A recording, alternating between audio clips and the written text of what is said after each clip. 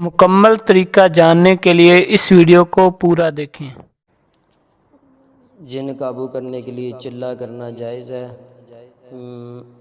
یہ آپ نے سوال کچھ بھیجا ہے۔ یہاں یہ لکھا ہوا ہے کہ جن سے علیحدگی میں بات کی جا سکتی ہے اور آواز اس کی سن سکتے ہیں۔ میں نے پڑھائی وغیرہ کچھ کی تھی، چلا وغیرہ کیا تھا، تو اس میں کچھ چیز میرے پاس آئی تھی، کان میں بولی تھی وغیرہ وغیرہ۔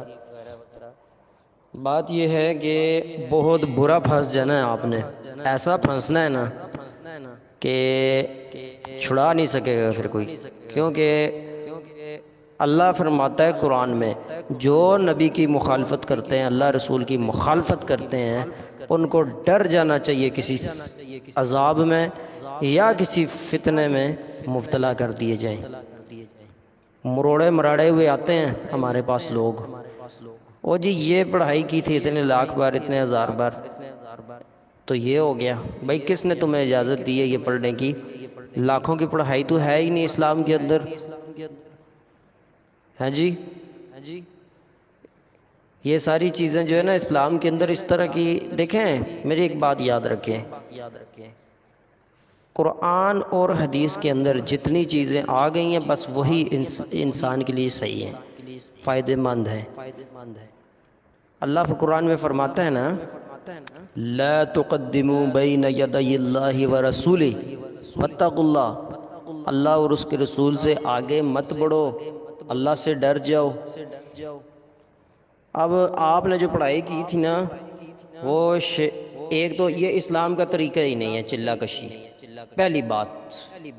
اگر ثابت کر سکتی ہیں آپ تو کریں، مجھے ریفرنس دیں، ابھی دیں، ابھی قرآن کی کس آیت میں چلے کا حکم ہے اور اجازت نبی علیہ السلام نے کس حدیث میں دی ہے، ہیں جی؟ یہ مجھے بتائیں صحابہ کرام میں سے کس نے کیا ہے چلا؟ انہوں نے نہیں کیا تو ہم ان سے زیادہ پڑھے لکھے اور عقل مند بننے کی کوشش جب کرتے ہیں نا تو پھنستے ہیں، اور پھنس چکے ہیں اکثر لوگ، جان نہیں چھوڑتے۔ پھر یہ شیاطین جو آ جاتے ہیں نا غیر شرعی عملیات کرنے کی وجہ سے ہیں، تو پھر جان نہیں چھوڑتے یہ، ٹھیک ہے نا؟ ان چیزوں سے بچنا چاہیے۔ آپ نے جو پڑھائی کی تھی، چلا کیا تھا، اس سے ہوا کیا ہے؟ وہ شیطان کو تو پتہ ہے کہ ان کو میں نے کیسے قابو کرنا ہے۔ شیطان جنات قابو نہیں آتے کسی سے، اس نے مہلت مانگی ہوئی ہے قیامت تک، یا اللہ مجھے مہلت دے، میں انسانوں کو قابو کر کے لے کے جاؤں جہنم میں۔ کہا تجھے مہلت ہے لیکن میرے مخلص خالص بندے، ان پر زور نہیں چلے تیرا۔ کیسے زور نہیں چلتا؟ خالص قرآن حدیث پر جو رہتا ہے اس پر زور نہیں چلا سکتے، کیونکہ اس سے ہٹتا ہی نہیں، وہ ریفرنس کے بغیر بات ہی نہیں کرتا، نہ عمل کو کرتا ہے وہ انسان، تو شیطان جنات کا زور نہیں چلتا اس پہ۔ زور ہمیشہ انہی پر چلتا ہے جو اللہ کے ساتھ شرک کرتے ہیں۔ شرک کیا ہے؟